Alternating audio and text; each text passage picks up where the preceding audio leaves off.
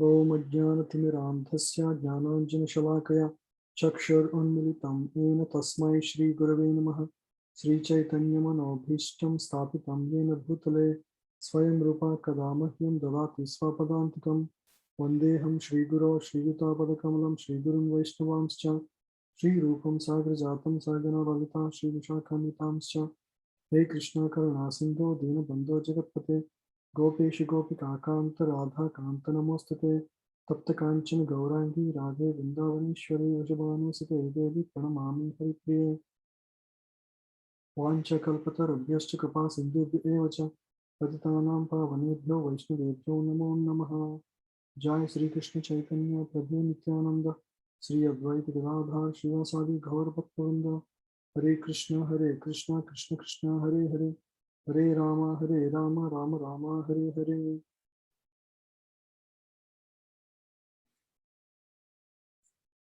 Thank you everyone for joining today.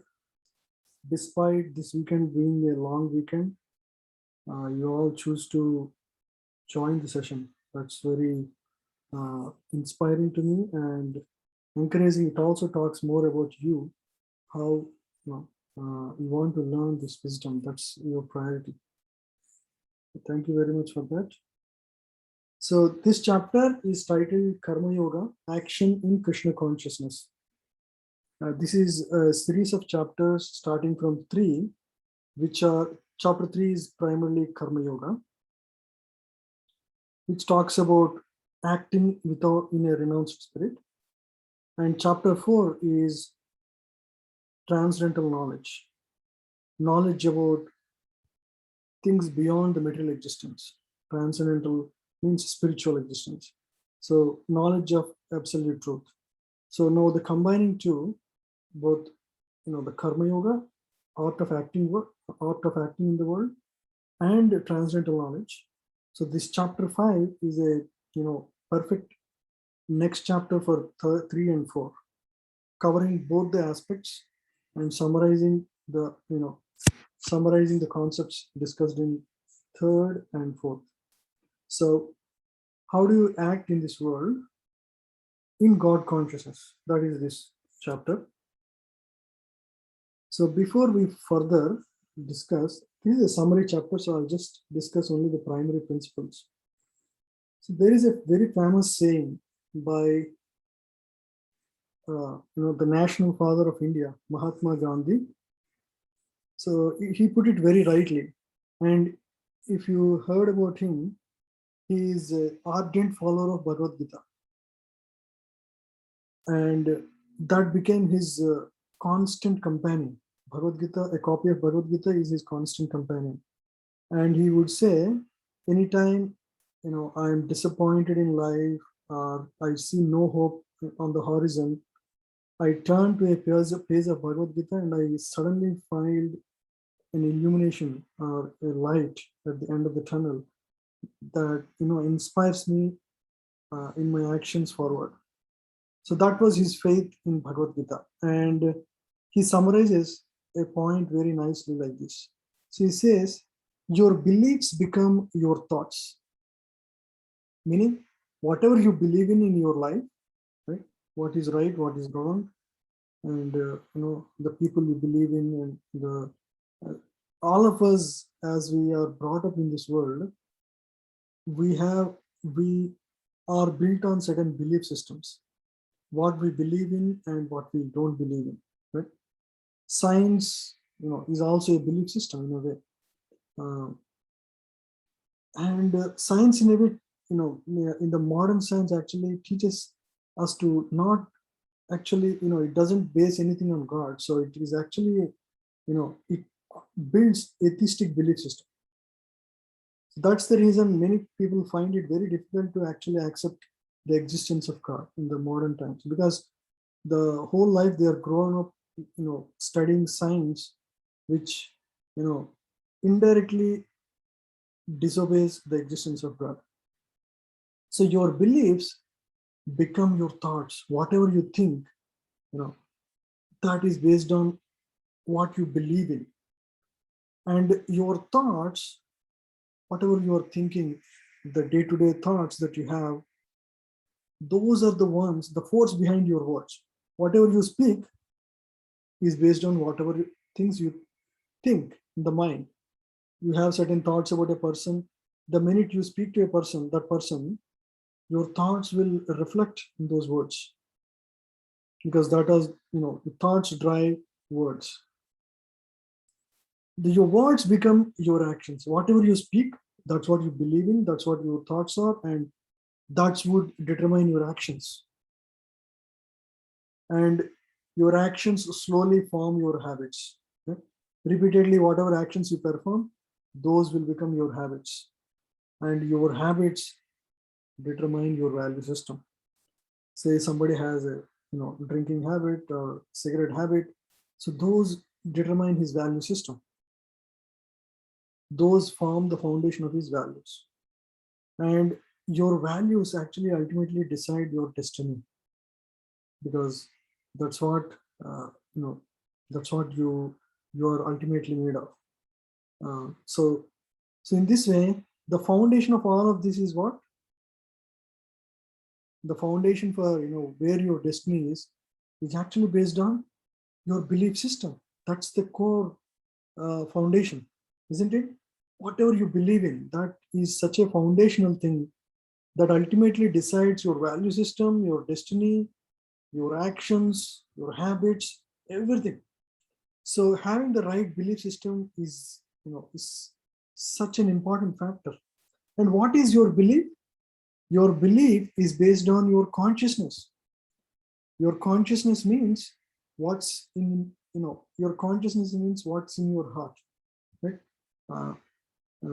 For example, we are all trying to become God conscious, and that consciousness determines your belief system. That belief system will form your thoughts, and those thoughts will make the kinds of words you speak, and ultimately the actions, habits, values, destiny.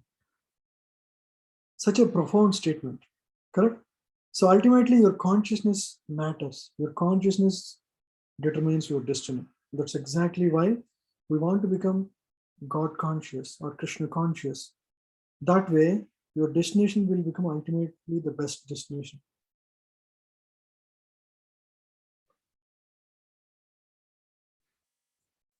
So there was a very famous French, what you call, priest. His name is Teilhard de Chardin. And he says like this: we are not human beings on a spiritual journey, but rather we are actually spiritual beings on a human journey. It accepts the fact that we are actually spiritual beings on a human journey. Spiritual journey, that doesn't make any, sound basis. It doesn't have a sound basis. We are ultimately the spiritual being, and human body is one. The soul continues its journey in the world, and having human body is part of it. And you may continue your journey in the future in various bodies, correct? So we are all spiritual beings on a human journey, and we all know we have every journey begins with a single step, correct? So to move forward in life, you need to make decision at every step. So to make the best use of our human journey as a spiritual being, we need to take the right steps at every step, right? Every step you need to make the right decision, right? Then you end up at the you end up going in the right direction, right? So if you want to go in the right direction, the basis is that every step is properly taken. Every step is you are responsible for every step that you make in your life. So every step you make is a very critical thing. So there was this saying: a wrong step can change your whole life. W is missing there. A wrong step can change your whole life, right? One wrong step. You see in life, we see in life suddenly people very famous, they make one wrong step and their whole life changes. They may be in jail next day, or the whole journey is reset just because of one wrong step. So every step is so important in our life. We are responsible for our steps. So always remember one thing: life is all about your next step. Right? So this chapter can be summarized in one word: step. Right? The right steps in life, in this human journey, would take us one step closer to liberation, right? One step closer to freedom from material existence, one step closer to achieving the ultimate peace and tranquility. And one wrong step would further entangle us in the material existence, in the worldly complexness. So every step is a very, very critical for us, as we lead our life in this material existence. So this chapter can be summarized in 4 letters with the word step. The first letter S stands for stay in the world. Arjuna was confused because in 3rd chapter, Krishna discussed about working, action, karma yoga. And in 4th chapter, he talked about transcendental knowledge. So he's confused. Am I supposed to pursue seeking knowledge, or should I be working in the world? So Krishna says, stay in the world, but your thought should be transcendental. Your action should be detached, full of detachment. Okay? Should not be attached to the things of this world. T stands for, so the 2nd, 3rd, 5th chapter actually deals with the doers. Who are the actual doers? There are 3 doers. One is the individual jiva, the self, you, the personality. Second doer is Paramatma, who is the ultimate sanctioner. And the third doer is the material nature. So all of these 3 things together accomplish a task. Anything you perform in this world, any action you perform in this world, is because of the collaboration between the 3 doers. And third letter E stands for equal vision. How one who achieves this transcendental knowledge understands the 3 doers in every action he performs, how he sees everything in the world with equal vision. Okay? Sometimes good things happen, sometimes bad things happen, sometimes good results come, sometimes bad results come. In every situation, he remains and he sees everything with equal vision. And finally, Krishna gives the peace formula, how to achieve perfect tranquility while living in the material world. So the first section, which is first set of 12 verses, stay in the world. Krishna talks about working and renunciation. And he actually makes Arjuna understand what is the right way of working in renunciation. Okay? So the context for this is Arjuna is very confused still. So despite Krishna's explanation in chapter 3, Arjuna still considers work and renunciation to be mutually exclusive paths. Either you can work or you can renounce the work completely. He does not see that it is possible to work in renounced spirit. Okay? So Krishna wants Arjuna to get this point clear.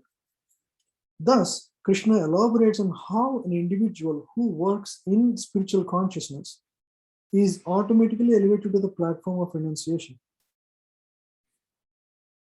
You work in the world, you work for agriculture or office or your own company, whatever, it doesn't matter.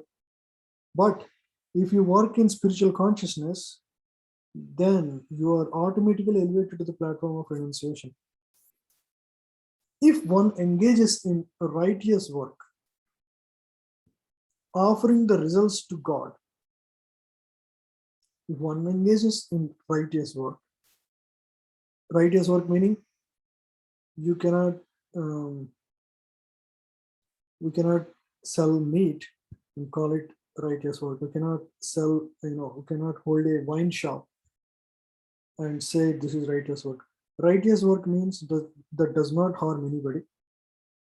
Any work that um, you know that does not violate the four regulative principles, so that's called righteous work. And if one engages in righteous work in this world, offering the results to God, whatever results it gets, he accepts it as the prasadam of God, and all the while keeping alert to the ultimate goal, then such work becomes worship. Even though he is working in the material world, like everybody else, working in a company, drawing a salary, raising family, raising children, taking care of, the needs. But such work itself becomes worship because he is offering the fruits of his work to God. He's not trying to, his mindset is not that he is the enjoyer of the fruits of his work. And is always mindful that, I'm in this world temporarily, whatever I have to do, as my duties I'll perform, but I am, ultimately this is not, my goal is not to make money and, become better in my career. These are not my goals. My ultimate goal is to go back to God, right? My ultimate goal is to achieve, liberation, ultimate liberation. It's not to settle in the middle world with better comforts. So that ultimate goal is clear. And if one engages, in this world in any capacity with that kind of mindset, then such work becomes worship. Right? The work itself becomes worship because he has the right consciousness, has the right mindset, and is also doing the right kind of work. So one need not renounce the world to achieve spiritual elevation. He can be in the world, but rightly situated in his consciousness and goal. And that way, any work he performs ultimately becomes a worship because part of the fruits he will give to, the right causes, right charitable causes, and raises good family who is God conscious, and, supports, causes that are helpful to the others in a way that they elevate them spiritually in various ways, right? He performs his work and lives in this world, and such work is actually worship. Any questions so far?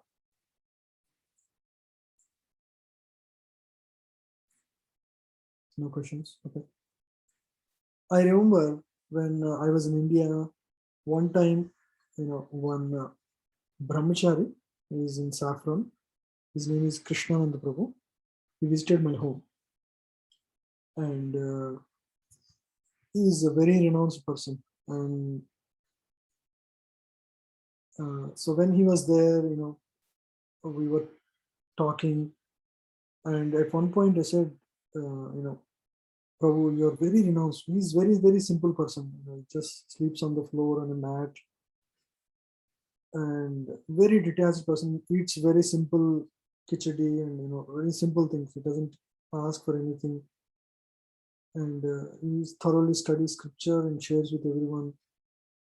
He's always engaged in the welfare work of others, trying to do good for others. So that is his way of life. So I asked him, I said, you're so renounced, completely for the welfare of others, you just work for others. He said, see, this my dress, my saffron dress, that's not the indication of renunciation. You can be renounced too. as much as me and even more. It's not in the dress, it's in the consciousness. That's exactly this, this first section of this chapter talks about. So you can be renounced while, leading a grihastha life, raising children. You can still be renounced if you are not treating the fruits of your work as, the objects of your enjoyment. He clarified it, very nicely that time. I remember very well my conversation with Kṛṣṇa. He was talking about this point.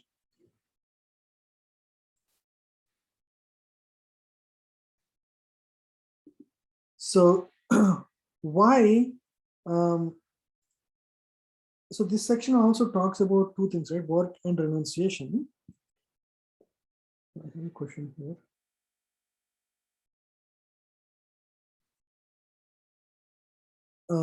If the ultimate goal is liberation, Rinku Mataji is asking, then how does it matter what type of work we are doing?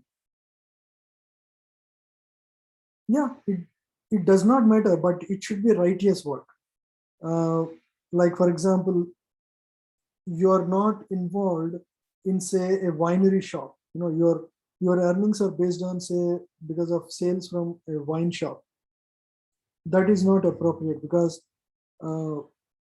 by keeping that winery, you are encouraging people to drink wine, and in the process they are actually, their consciousness is going down, right? So if somebody drinks wine, his consciousness goes down. So it's not it's not righteous work. So it depends. I mean, what kind of work somebody is a butcher. It's not righteous work. He's actually killing animal. An animal is like any other jiva, like you and me. It's just in a different body right now. But a butcher is cutting, an animal. He could have lived in a different way. He doesn't need to only do that for his living. By doing that, he's actually, from God's point of view, an animal or you're like two brothers for it. You're like children, right? Both of you are children, but you are actually butchering the animal, and he's like, you're killing your brother. God, being the father of both of us, he's not really appreciative of such action. So it matters what kind of actions you perform in this world. So only the righteous work is sanctioned to be allowed to work. I hope that makes sense. Yeah. So the other point is, renunciation is not easy for most people. You can renounce and achieve perfection too, but renunciation is not natural for most people.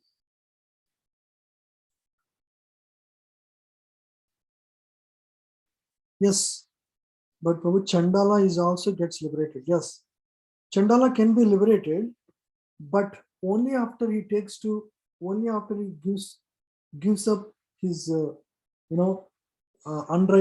unrighteous actions, and he takes to the right path. So by karma, whatever you may be born in a low family, or whatever, doesn't matter. But by your actions, if you give them up and lead a very righteously, then you are allowed to achieve liberation. Chandala can also be liberated only if it takes to righteous path. It's not, for example, Valmiki, who wrote Ramayana, in his early life, what was he? He was, anybody knows who was Valmiki in his? He was a thief. He used to kill people also, I think, right? Yeah, robber and yeah. Yeah. So he was actually killing animals, and he was also. Prabhuji, he was called Angulima. Correct, yeah. So when Narada Muni came, he wanted to help this person, okay, Valmiki, who was a notorious killer in the jungle, right? He was killing animals or robbing people, whatever. So he wanted to help him, Narada Muni, and he realized this person cannot even speak the word Rama. Then instead he gave him, he's a great teacher, Narada Muni. He knows where, how to trick people into God consciousness, right? He's a preacher, ultimate preacher. So he taught him to speak Mara, Mara, Mara, Mara, like that, right? Continuously Mara, Mara, Mara. So in that way, Valmiki, just having faith in Narada Muni, he started chanting Ramanama in the rivers. And ultimately, because of the, if you continuously chant Mara, Mara, Mara, it becomes Rama, right? So in that way, he got purified. After he got purified, he would not commit the same mistakes that he was doing before. And he would ask him actually, hey, if I give up my killing of animals, who is going to feed my family? And Narada Muni said, don't worry, God will take care of you. And he had faith in his words also, in that word also. And when this hunter became a great devotee and started chanting Mara, Mara, Mara, everybody, brought so many things to him that he never needed to again go back to killing animals. And ultimately, he understood his mistake, and ultimately, he became a great lover of Rama, and he actually wrote Ramayana. So it is not when he was, staying as a hunter, killing animals cruelly, that he became a great devotee of Lord Rama, a famous author of Ramayana. When he gave them up and it took to the righteous path, then he became actually achiever of such perfection. I hope that makes sense. So anybody can come. So there is no what do you call limitations on who can start this. You can be there are great stories of prostitutes becoming the greatest devotees. There was a great story in Bhagavatam that talks about a prostitute, how she actually achieves highest perfection of life. Or like Mragari is another hunter. He also achieves perfection. Valmiki is another story. And even low burn animals like there are animals, one who protects Rama, who fights who fights with Ravana, who is it? Jatayu. Jatayu. Sorry, yeah, I'm sorry. My memory. Yeah, Jatayu is another example.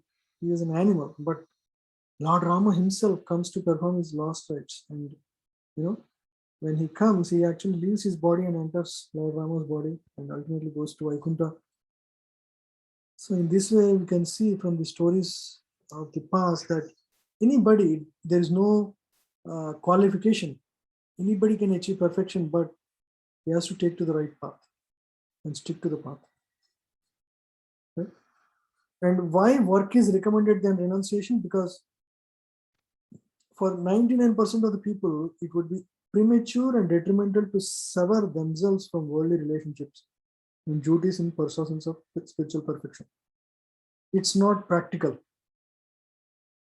Maybe 1% of the people can stay as brahmachari and take sannyas, but 99% of the people have to work in the world. They cannot just sever their relationship. They're not, from their inside, they're not ready to actually give up things of this world. Thus, the path of Karma Yoga offers a progressive means of spiritual development while staying in the material existence. Yeah. Okay. Rinku Mataji has further question on this.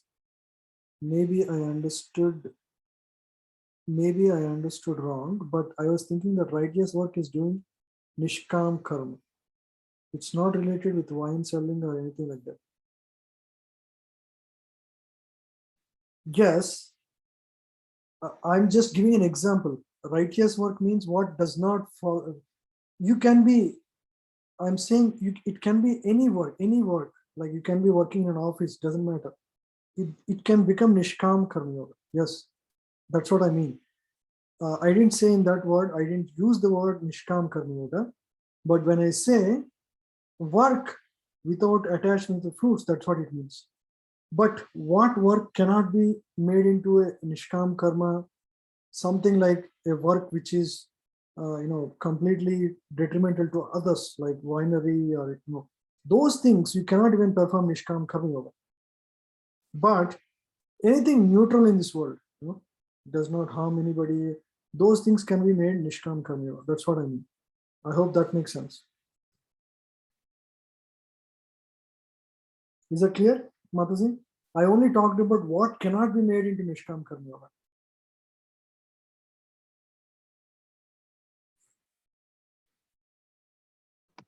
Yeah. Hare Krishna Prabhuji, I have a question. So you mentioned like how we all can practice like renunciation, but can you maybe elaborate on that with an example in terms of how do you practice that in your day-to-day life? Like we are all, say for example, you're working for a software company, right? Mm-hmm. So your consciousness is always, that, okay, this is my duty to perform. Okay. Mm-hmm. And I perform this duty, whatever earnings I get, I'm not the enjoyer of those fruits. Okay. Sometimes it could be talking about promotion or, salary hike or, whatever. You are not thinking about your work in those terms. Okay. You do your duty sincerely. Whatever fruits you get, like salary or whatever, you use that for raising your family in Krishna consciousness and using part of your money for, good purposes, like, spreading the message of, Bhagavad Gita, by, helping, say, building a new temple, or, feeding, for example, in temple we feed every day people, right? So all of Mm-hmm. this, because some people are donating, right? So otherwise the temple won't be able to run. So those are the causes that you can, part of the money you can spend there. In this way, you use for right causes. You don't, extravagantly, go enjoy the way you want. People, they think the purpose of money is to give them enjoyment the way they want, right? Somebody may have various fantasies of how they want to enjoy, like, luxurious cars or, bungalows. Those are not the focus for a devotee, or a, a spiritual practitioner. Whatever comes, am I using it for the right cause? Am I using it responsibly? Okay. Sure, Prabhuji. The goal is not that I am the enjoyer of the fruits I have. Okay, I got. Sometimes you may get promotion, sometimes you don't get anything. You are not disheartened. You just continue to perform your work dutifully. Everything will be taken care. Actually, ultimately, you get the best results because Yeah. your focus is not on the fruits. Your focus is on the action. Right. You're very right, Prabhuji. Like ultimately the fruits will come because you're just focused on like doing your best, giving it your best shot and not worrying about like Correct. what results, right? And then at the end of the day, others are going to see how you're working, like just focusing on your work versus the results. So it will, at the end of the day, those results will show up. Exactly. Because your mind is not occupied about the results. Mm-hmm. For example, you have an exam, and say tomorrow you have an exam. Your mind is always thinking, hey, am I going to pass? Am I going to get a tough question? If you are thinking about those things, you won't be able to focus on understanding the subject, or, focus. You are not peaceful, basically. Mm-hmm. You're always focused on the fruits or results, or, anxiety, and full of anxiety. You can't really focus on giving your best shot. But if suppose you think that, I give my best shot, doesn't matter whether I pass or fail, or doesn't matter. It's not in my hand. It's a different department. What is in my hand is the way I perform, the way I study today, or the way I perform today's work. That is in my hand. I just focus on that and giving a best shot at that. If you're like that, then naturally you prepare the best and you give the test best, right? Mhm. And so naturally you get the best result. It doesn't mean that you do it the last day of the exam, but you do it. uh, okay. Some people think, anyway, all these are temporary. This is like taking the Gita to the other extreme, right? No, what matter, how does it matter what I get? I don't need to study, and I just, till the last day, he won't study anything, and ultimately God will take care of him. That's how. That is not Krishna does not want Arjuna to give up his duty of fighting and go back to forest and think that meditation is better. Krishna wants Arjuna to actually fight with his full strength, to re-establish dharma. So that's how we have to give our best. Do not become lethargic. Just because you are not entitled to the fruits should not make you, desire. It should not make you uh, unmotivated about your work. Suppose if I tell you, hey, you're not the enjoyer of the fruits, forget about it. Then you may think, if I'm not working for the fruits, why am I working? I have no motivation, so I won't give my best shot. No, that's not how it works. So it means this chapter is telling us you have to give your best shot, and but do not focus on the fruits. That is the way of working in this world. That is the righteous way of working in this world. That's the proper consciousness, while working in this world. That is going to liberate us. And if you are focused spiritually, material will follow, meaning your material needs will be taken care as part of it. If you focus on the spiritual aspect of your life, okay, because material life is like a shadow of spiritual life. If you take care of your spiritual life well, your material life will follow naturally in a very, very properly. You don't need to worry about material life. But if you focus on your material life, your spiritual life actually gets affected. If you just focus on material life, I need to get this promotion, I need to work, I work 12 hours, 14 hours a day. If you just focus like that, you get frustrated and you lose focus on spirituality.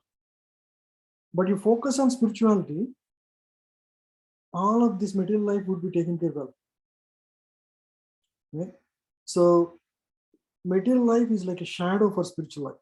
If the spiritual life is proper for the person, for him, material life, good material life will actually follow like a shadow.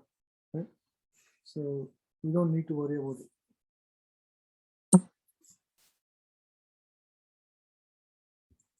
So the example is given like a lotus leaf. Right? We all know lotus leaf. You see in India in small lakes. So on the lotus leaf, any drops of water that fall on the leaf, they don't actually touch the leaf. They just are on the surface and they can, they don't touch it. So just like a lotus leaf is surrounded by water but remains completely dry, one can stay in this world and still remain aloof from its influences. So that is this section teaching how one should stay aloof from the influences of the material existence. So one should try to do that. By how you can do that? By focusing on spiritual aspect, right? By focusing on God. God is the ultimate beneficiary. Then you are not, you're not disturbed. Otherwise, in the material world, right? Because you identify yourself as the ultimate beneficiary. If you don't get the right result, you feel, hey, I don't have enough, talent. You think like that, and you go into depression. And if you get results the way you want, and which doesn't happen all the time anyway. But if you get it, you think that there is no one better than me, right? That makes you proud. So there is a trap on both sides. Either you become too proud when you are achieving the results the way you want, or you become a person with low confidence or depressed because you don't get the results the way you want. You see movie actors, when they have continuously 2 or 3 flops, they go into depression. The same people, the same heroes who were like shining superstars in the previous movies, the minute they don't get good offers and they have a series of flops, they sometimes I have seen movie actors who actually do suicides. It's all because they're not getting the same results that they were expecting before. Yeah.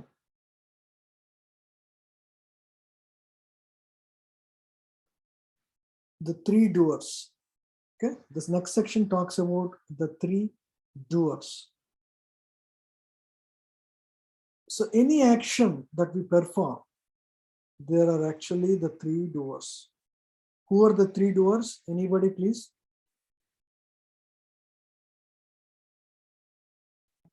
The soul, the super soul, and material nature. Yes. The individual soul, the jiva, the one who desires to perform such an action.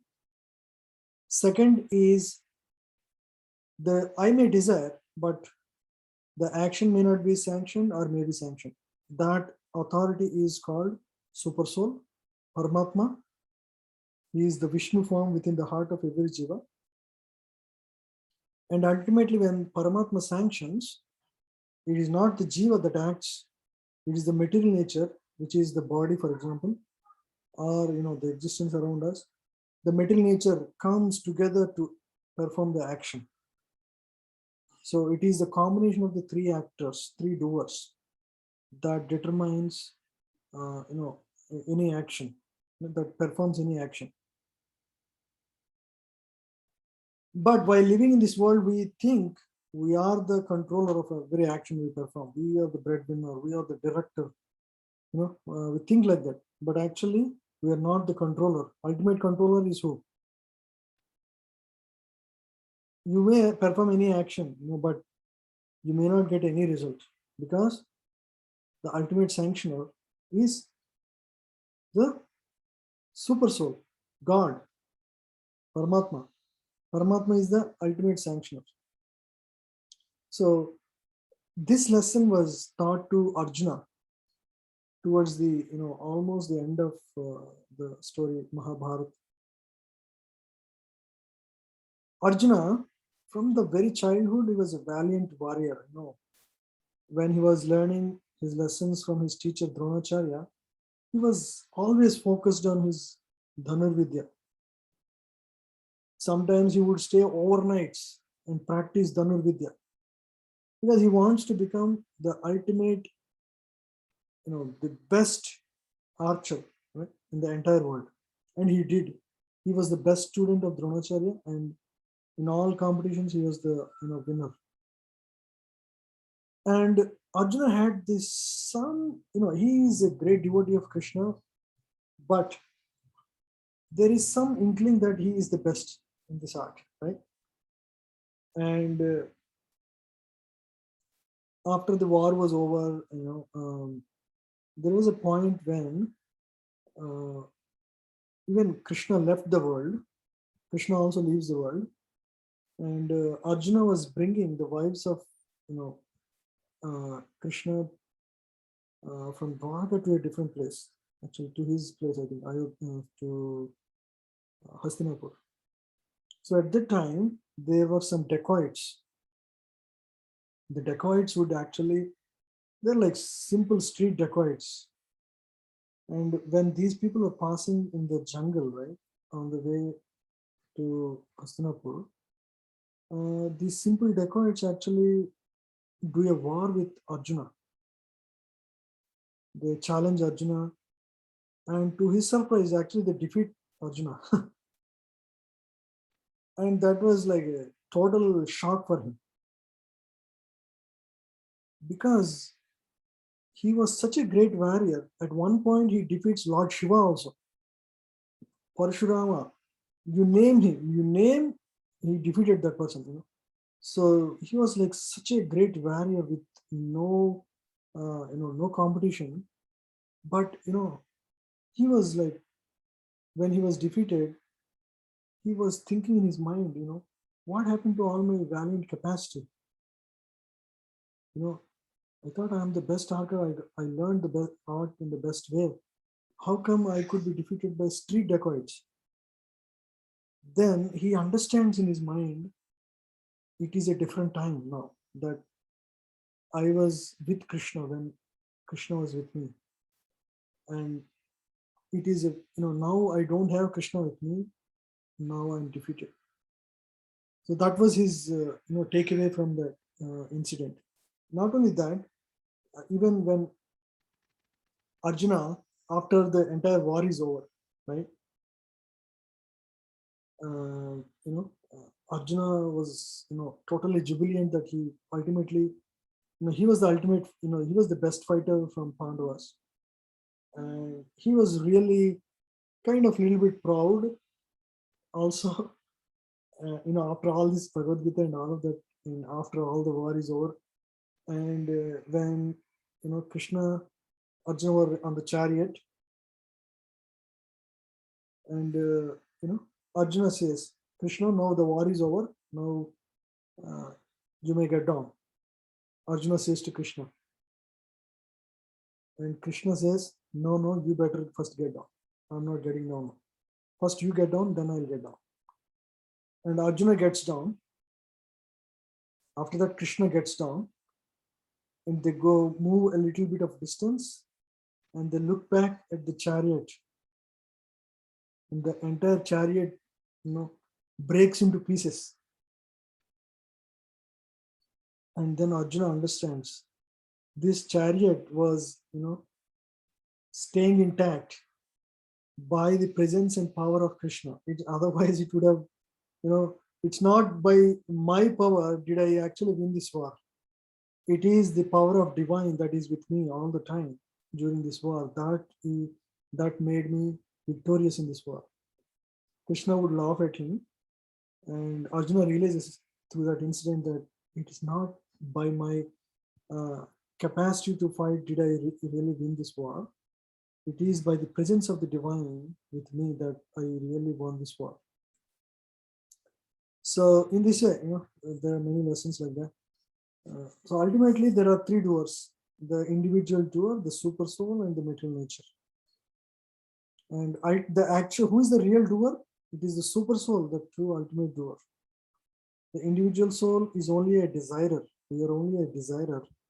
Material nature is the actual worker.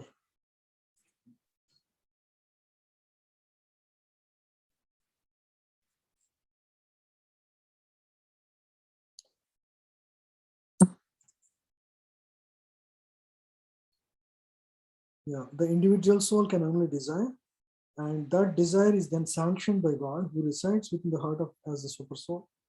Then the ability to perform that activity comes from material nature, which arranges the necessary facilities.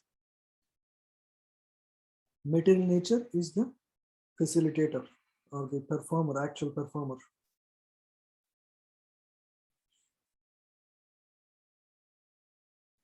Yeah. Just like an infant lacks the ability to ride a bike, but he can stand.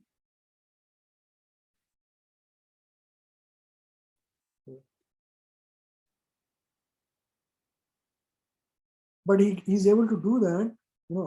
He cannot stand on his own, but with the help of a bike which has the stabilizers, he's able to stand. So similarly, in this world, the individual soul is constantly supported by the super soul in the heart, who provides all the knowledge, inspiration, and facilities to function in this world. Okay? So we should always be very, very thankful and grateful to the Lord within us. So all of our hearts had super soul within. So we should always remember and pray to him. Okay? He is the one who gives the knowledge, inspiration, and facilities to function in this world.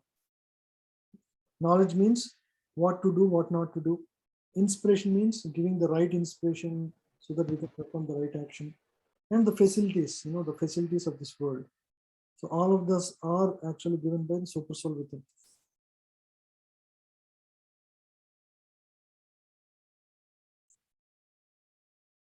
Yeah. So since the super soul, we just got introduced to the concept of super soul.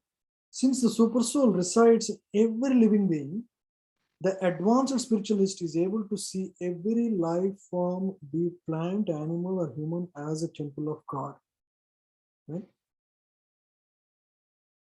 Right now we understand, but because it's only an understanding, not the realization, we don't see like that. We don't see our husband or our wife or children as the temple of God, because we still see them as our own children, the bodies that the forms that we are familiar with, but we don't see them as uh, you know temples of God. We don't see like that. We don't see the life forms, the trees, plants that we see around. We don't see them as a temple of God. But an advanced spiritualist, one who spiritually is advanced, he can start seeing that Paramatma within the heart of every living entity. So such a person has a transcendental vision. He sees with equal vision every person. He doesn't say, oh, this person is rich, this person is poor, this person is low class, this is high class, this is a low born animal, that is a high born animal. He doesn't see because he considers everything is, the body is just but an external dress. Today he may be a CEO, tomorrow he is like he may be a pauper in the street. So the externals are temporary and they're based on karma of the past. Tomorrow we don't know what is going to happen, right? So he doesn't focus on the externals because he focuses on the internals. He focuses on the super soul within every jiva. Right? So his vision is very developed, right? Spiritual vision. So this is the famous verse that summarizes the section, equal vision. Vidya vinaya sampanne brahmane gavihastini sunichaiva spapakecha pandita samadharshina. A pandita will see with equal vision. Who he sees with equal vision? Brahmane gavihastini sunichaiva swapakecha. Swapaka means one who, dog eater, low born animal, it doesn't differentiate whether it is an animal or a human being who is low born or a pandita or a brahmana, doesn't matter. He sees everybody equally because he sees the essence of everybody. The essence of everybody is the super soul, is the Paramatma and Atma that is within them. So in this way, utmost respect is given to every living being because life is sacred. That's how they see. Life, in whatever form it is sacred. Different bodies with different qualities are produced according to one's past actions. Yet, each entity is of the same spiritual quality. Right? Our past actions, right? They don't determine. Our past actions will give us some body, but spiritually, every jiva is one in quality. That's what they say. So thus, the spiritualist is not only free of racism, nationalism, ageism, and sexism. He's also free from speciesism. Means it doesn't look at, oh, this is animal, this is human being, so animal should be killed and human being should be protected. No, he sees everybody with equal vision.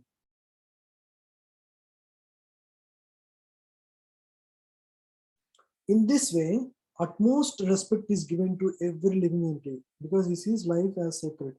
So different bodies with different qualities are produced according to one's past actions. Yet, each entity, each living entity is of the same spiritual quality. You see here, a Pandita who is sitting here, he is always meditating on Paramatma. You see the form of Paramatma here, Lord Vishnu's form. Shankha Chakra Gada Padma, he's wearing that. And now he is seeing with that same equal vision. He's seeing Paramatma within the lion, within other birds, within Pandita, within dog. So he sees with everybody with equal vision. He treats everybody as child of God. That is spiritual vision. Ultimately, so he talks about the three doers and one who understands Paramatma, who ultimately he sees everybody with equal vision. And such a person who sees everybody with equal vision ultimately achieves the ultimate peace. So that is the last verse. This chapter emphasizes on the temporary nature of our stay in the material world. Right? We come into this world with nothing and we leave this world with nothing. So in the interim, our claims to proprietorship and various objects create fear, insecurity, and conflict. Right? We go through all of these, all of these things while living in this world. Right? So if you want to really achieve peace, understand that change is a constant theme in this world. Our relationships are changing, the environment is changing, our positions are changing, our desires are also changing. Everything is changing in this world. So if you focus on what is changing, today you may be rich, tomorrow you may become poor, again you may become rich.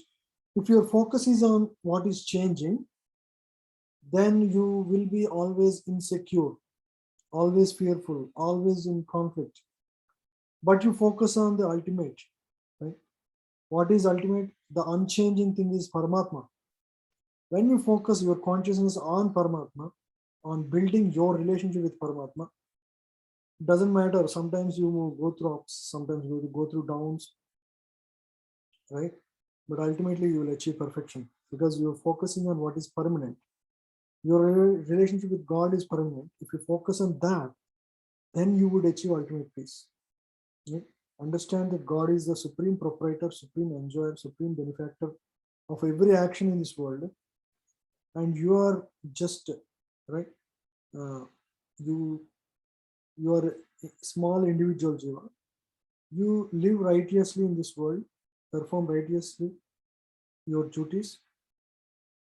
Understand there are three doers in every action, and focus on Paramatma in your life. And by focusing in that way, you understand that everybody is equal. Life is sacred in this world. Once you have that understanding, right, you don't focus on temporary things of this world. And so you naturally become very peaceful in life and you achieve ultimate perfection. Okay. I asked similar question to a devotee that how can we see everybody equally and each entity with same spiritual quality? Okay. But were you answered now, Mataji? The devotee said it's not in our hands. It depends on the other person. It's like if someone opened the door only, then you can enter the house. Then how can advanced devotee are able to see each entity with each living entity with same spiritual quality? I'm not very clear about your question. Your vision of other person should not depend on what the other person is doing. First thing. It should not depend on other person. Okay. It is basically your personality, because if it depends on the other person, then how can we say? Can you unmute yourself? Maybe it's easier if we discuss than I reading your statement. Because if hello yeah, okay, Max, go ahead. हाँ, तो यही सवाल था प्रभु जी कि सबको समानता के साथ में या इक्वलिटी के साथ कैसे देख सकते हैं कि सब में भगवत दृष्टि कैसे हो सकती है। तो उन्होंने ये बोला था कि ये हमारे ऊपर नहीं निर्भर करता है, it depends on the other side. No, definitely I mean, I don't know why he answered. I don't know the context, but you can see मैं मतलब हाँ उनका नाम नहीं लेना चाहती but हाँ how. So his answer. If his answer is that we cannot see with equal vision, definitely that's not the understanding we get from this chapter, right? Suppose I'll give you some examples, right? Equal vision, right? But Prabhuji, just to add to that, right? Like we wouldn't see like Arjuna and all the like Duryodhana with the same vision, though, right? Like if we just think of examples from Mahabharata, like we would think that okay, all the Pandavas were God conscious, but Kauravas were like not really very God conscious and all doing always. So in the real world also we see people like that, right? We do see Pandavas and people who are like seem like the Kauravas. So how do you? Okay. I need to clarify some more. I think then I get your question now. Is that your question too, Rinku Mataji? Yes, हाँ प्रभु जी. Okay, very good. Yeah, I think you brought a very good point. So there is one saying by Jesus. Okay, hate the sin, not the sinner. Okay, suppose, for example, for this context, we take the example of Duryodhana, right? Duryodhana was a vicious, envious person. We all know based on the history of what he has done, correct? But why he became like that? It is only the coverings. The soul itself is pure. Even in Duryodhana, the soul that is existing is pure, but he is covered temporarily. Okay, and so when we say we have to see with equal vision, so the enmity is not, for example, Arjuna's enmity is not with person Duryodhana, it is for the acts of Duryodhana that he was opposing. Okay, he differentiates the character from the person. I'm not sure if I'm making it clear. So hate the sin, not the sinner, meaning his acts are wrong. So that's what we should focus on. Our enmity is not with that, the particular individual, but our problem is with the qualities of that individual. We cannot. So for him, for example, a doctor would recommend a surgery sometimes to cure your body. For example, a doctor may say we have to amputate your leg to protect the remaining parts. We do that, right? It's a surgery, serious surgery, cut off your leg because the leg is damaged. If your leg continues to stay, remaining body will get the infection, and so it is better to cut your leg. And in the ultimate sense, what is happening there is preventing damage, further damage, right? So similarly, it is not the enmity for Duryodhana that this whole war is happening. It's not because of the purpose is to re-establish Dharma, like to see everything in totality. Okay, in the process, the right punishment or the way to achieve that is to eliminate Duryodhana because he is an unchangeable person, right? He is hell-bent to continue to perform his adharmic ways, right? So as I mentioned last week, I think even as a last attempt, Kṛṣṇa went on a peace mission to stop this war. He said, hey, these Pandavas are Kshatriyas and they can't do anything else. They're Kshatriyas, they need to rule. Just give 5 small villages in your kingdom and they'll be happy. You don't need to bother about them. They just rule those 5 countries, villages, and you rule the remaining country and I will be there to guide you and you will be happy. Duryodhana would say, I would not give even a land that would fit in the needle's head, the whole of needle's head. Right? You understand? Even that much land would I not give for them. Or Kṛṣṇa knows that he is going to decide like that. And even Lord's mission failed. Then the ultimate action has to happen to eliminate these unwanted elements. It's like surgery. Imagine it's like surgery. Sometimes you have an infection. The infection has to be removed for the good of everything else. And that is the right treatment. And if that is the right treatment, that's what would happen. Right?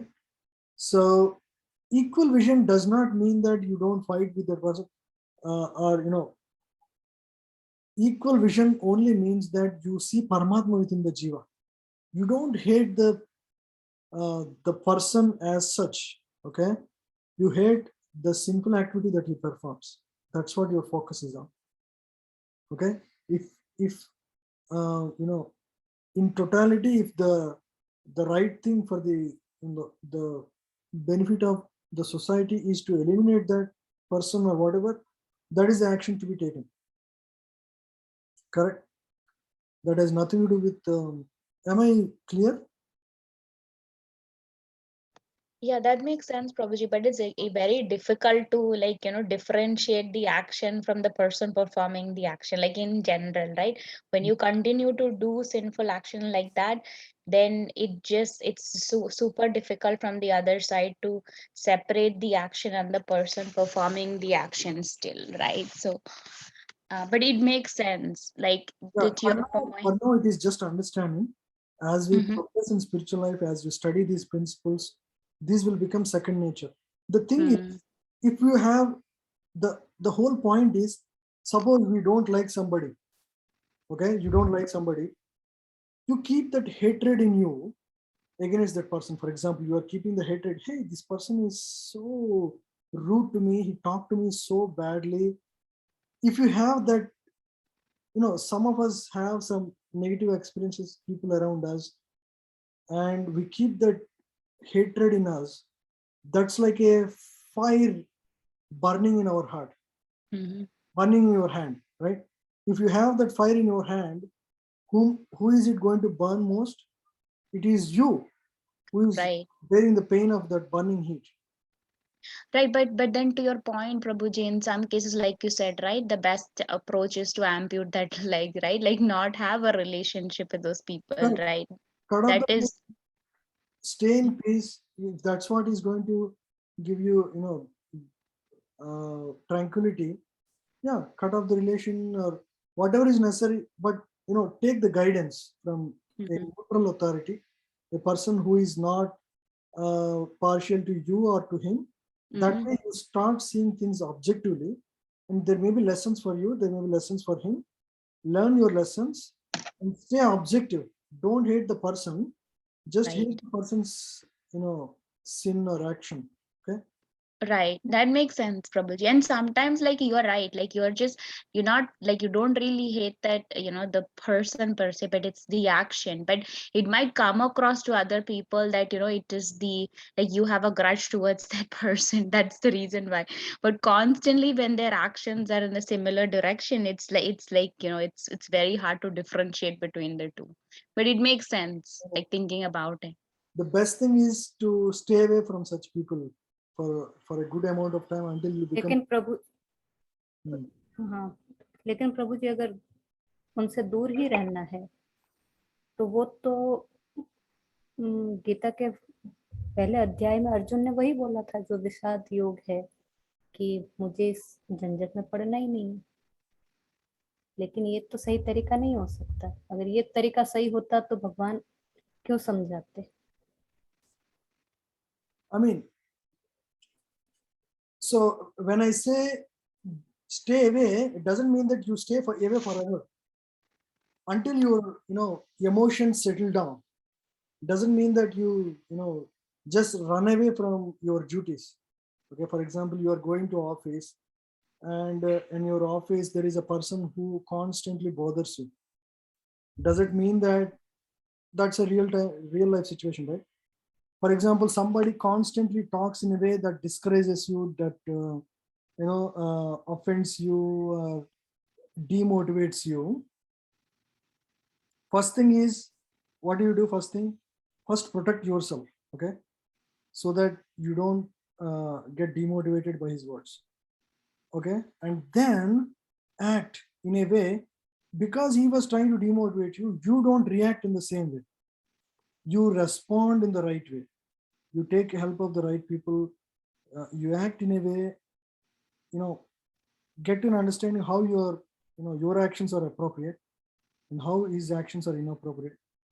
Then you actually take it to the next level. You don't need to directly deal with him. You can deal with, say, तो your फिर तो जो So- right way है, तो right way में तो फिर आ जाता है कि आपकी समदृष्टि होनी चाहिए। और बात सवाल शुरू भी वहीं से हुआ था कि वो समदृष्टि कैसे हो सकती है। समदृष्टि हो सकती है ना. So samdrishti is your, see, if you are reacting to the person, suppose that person is insulting you, you react in the same way. He says something and you put him down by, that is reacting, that you are actually expressing your pain directly on him, right? So that is acting without samadrishti. Samadrishti means you actually equal vision. equal vision. See, that person is speaking in a way, motivated by whatever, whatever maybe his motivation. I don't need to react. I can respond. I can, when you are emotionally in a very emotional situation, it is recommended not to immediately respond, because the decisions taken at the time are नहीं, ये तो आप जो उदाहरण दे रहे हो वो सारे उस तरह के हैं कि अगर हमारा किसी के साथ डायरेक्ट लेना देना है।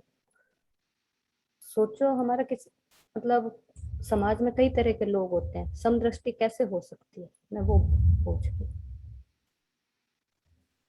samdrishti, no, samadrishti is primarily focusing on, seeing the soul within the jiva.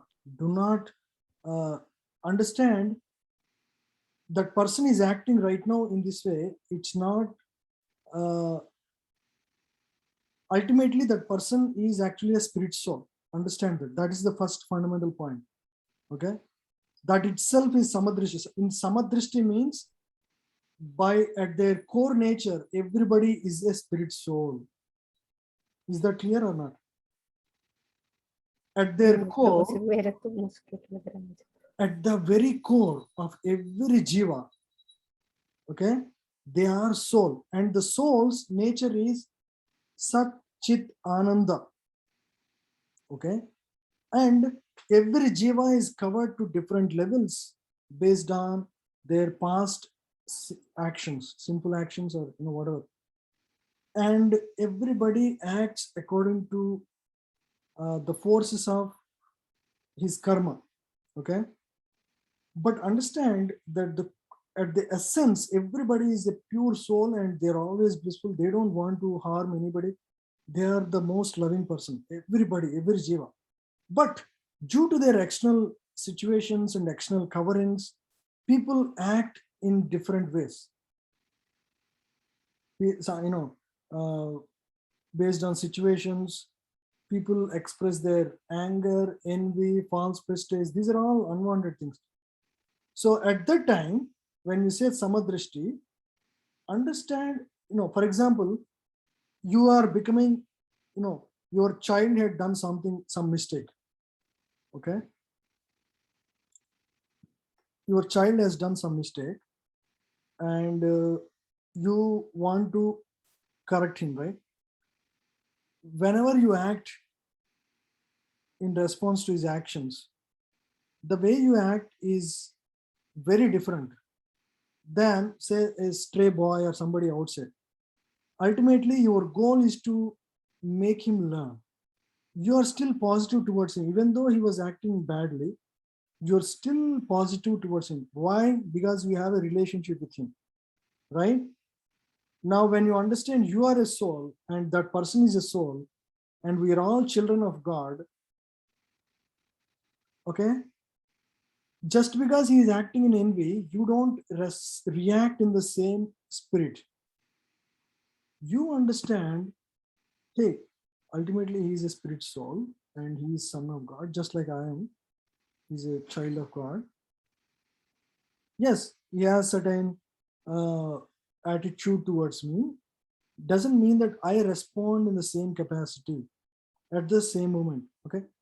Now, if suppose if it has to be taken seriously, if that person not only is going to act against you similarly, he may cause damage to others, then the right thing is to put all these points nicely in a logical way and take it to your management and get him the right punishment. You don't take everything in your hand and you don't react at that moment in emotion, but you act in a way that's most appropriate to the situation, right? Which is to seek with equal vision. Right? Ultimately, because he's envious, you're not angry and envy towards him. You are just like if your child is very angry at you, you don't become angry like him. You may show to be like angry, but you are actually the best well-wisher of him. Is that right or not? So similarly, you are, when you spiritually advance, you start connecting with everybody, even though he is an enemy, even though he is acting inimically or enviously, you still see that, hey, that person is covered by illusion so much that he is acting in this way. For example, I'll tell you the story of, these are very elevated story. Don't immediately try to, there are unlimited stories of this equal vision. A recent story of Haridas Thakur, who was, a great devotee of Lord Chaitanya. It only happened 500 years back. Haridas Thakur, by birth, he was born in a Muslim family, right? So he was a Muslim person, but from his very childhood, he was attracted to the holy name, and he would chant every day and night. He would chant the holy name. That was his day. Almost he used to chant 192 rounds every single day. You can imagine how much time he would spend in chanting. And Lord Chaitanya would accept him as a great devotee. But there are many people, and he was such a powerful person, even though he was a very simple person. He would attract everybody, and everybody will become devotees just by his presence.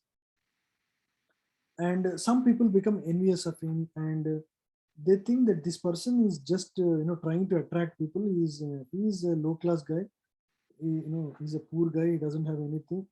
He's just using this chanting to be to get his name and fame. That's what people think, right? Some people, envious people, always think like that. So they send a prostitute to actually disturb Haridas Thakur, and prostitute goes there and she tries to entice him. He would not be even disturbed, right? He would say humbly, first I need to complete my rounds. Meanwhile, you can sit down here. And he continues to chant. Just by his chanting, without, he understood very well the intent of the people and intent of the person who came there. He understood very well. But he did not react. He responded. He made that person, prostitute, sit there the whole night. She was just sitting waiting for Haridas Thakur for the time so you can come together or whatever. But Haridas Thakur would chant with so much affection to the Lord. The whole time she was hearing, by the morning she was completely transformed. She says, I want to become your disciple. And this prostitute, who was all her life a prostitute, she actually shaves her head fully and surrenders herself to Haridas Thakur and take Harinam Diksha from him. And from that day, she would also become a great, every day she would chant, right? Just like Haridas Thakur, all her life. So this conversion totally shocked everybody. And Haridas Thakur very well understood what is the intent of the people who sent her and the intent of the person. But he was so firmly fixed in his devotion to Krishna, he transformed the herd. So similarly, when we are spiritually fully potent, we transform others. We don't, other people themselves, when they actually try to harm us, they actually, sometimes they realize themselves that their mistake. If we are actually, if we are doing some mistake, then we can't blame them. But they would realize themselves. It doesn't mean that this is going to work in every situation. But the main point to learn from this is Haridas Thakur did not react. He did not shout at the people, or he did not, become angry at this and throw her out. He just patiently waited. He had full faith in God. He just chanted the whole night. And just by hearing the voice of his utterance of holy name, that changed this prostitute completely. In the morning, she becomes her disciple, his disciple. Another story of same person, Haridas Thakur. So one time, Haridas Thakur, again, people who are envious, they say, hey, this person is Muslim and he's chanting Hindu names. Hindus were against him because he's a Muslim, he's chanting holy name. Muslims were against him because this person is violating their dharma, right? Everybody was united in being against him. And it is decided that he be beaten in 24 marketplaces in the city of, wherever he was living. Okay. So the punishment given to him is that he should be beaten in 24 marketplaces in the village. And people would, in those days, there were, punishments were like that. Anybody who violates laws, they would be punished. The only wrong thing he did was chanting the holy name every day and night. That's what he was doing. And so much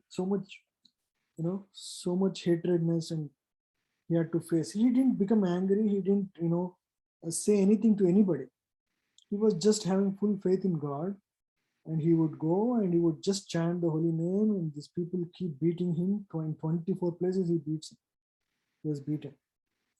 And generally, after taking beating in 3 or 4 places, people actually die. That is the, that is the severity of that punishment. And this person almost was beaten in 24 places, but nothing happens to him. Of course, there are marks on the body, but nothing really hurts because he was totally absorbed in the holy name. Actually, during the time, later on, it is revealed that Lord Chaitanya was actually protecting him all this while. And at one point, he shows the beating on his back. Lord Chaitanya, he was, in a invisible form with him. Later on, he shows, Haridas Thakur, you remember a few years back when you were beaten in 24 marketplaces? That time, so here are the beatings, and he would show, Lord Chaitanya would turn his back and show the beatings that Haridas Thakur were taking, which actually fell on him. So Haridas Thakur, during all this time, you know what he was doing?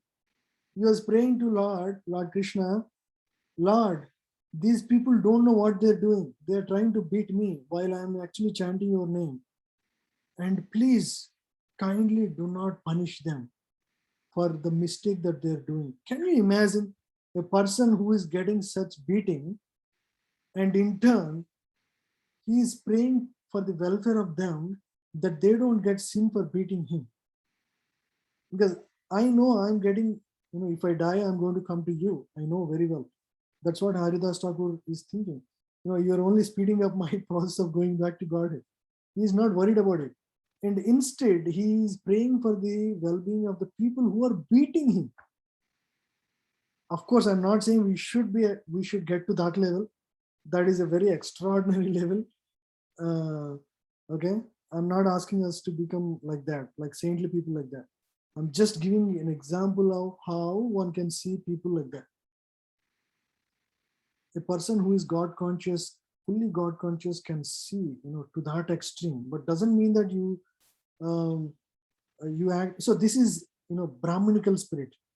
For the Kshatriya spirit, what Arjuna did is the right thing. It's like surgery, right? Cut off the bad things. So for every level, there are different types of actions that can be performed. What is right for Brahmana, what Haridas Thakur did is a Brahminical response. Brahminical response is to not return back, right? What Arjuna did as a Kshatriya, written and clear, but both of them, they are not hating the sinner at all, first thing, clear.